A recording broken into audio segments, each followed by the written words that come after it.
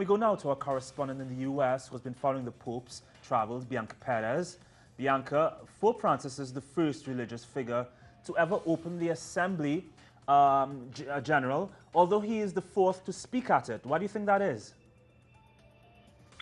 Thank you, Regan. Well, I think it's very significant that Pope Francis spoke before them, just because of the message that he has been bringing along with him throughout all of his papal visits, not only here to the United States, but also every other country that he has visited.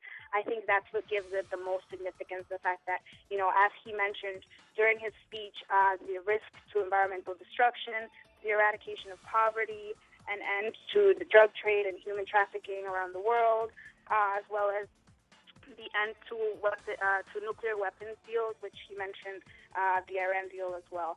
So these are all just very significant things. It's a very significant message that he has, and I think the fact that so many people can relate to his message and are so grateful to him for bringing this is what makes this particular speech so significant to everyone. He's also repeated his concerns about social inequality, this much we all know across the world, and has blamed the international financial agencies, including the UN, of abuse and the practice of lending money at unreasonably high rates of interest, of course in the context of an oppressive economic system.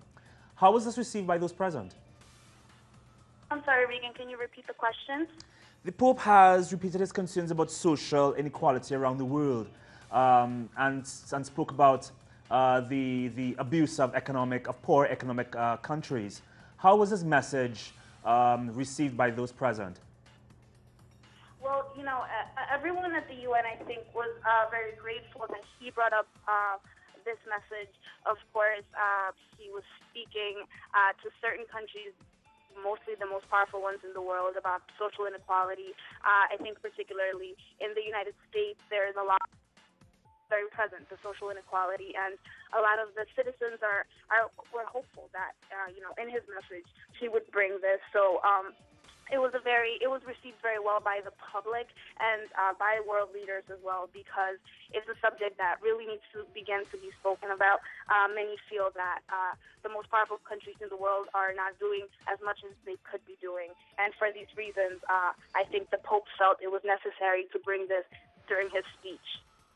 And we understand that some relatives of the Ayotzinapa students from Mexico have asked to meet with the Pope when he arrives in Philadelphia. Do you think this will finally happen?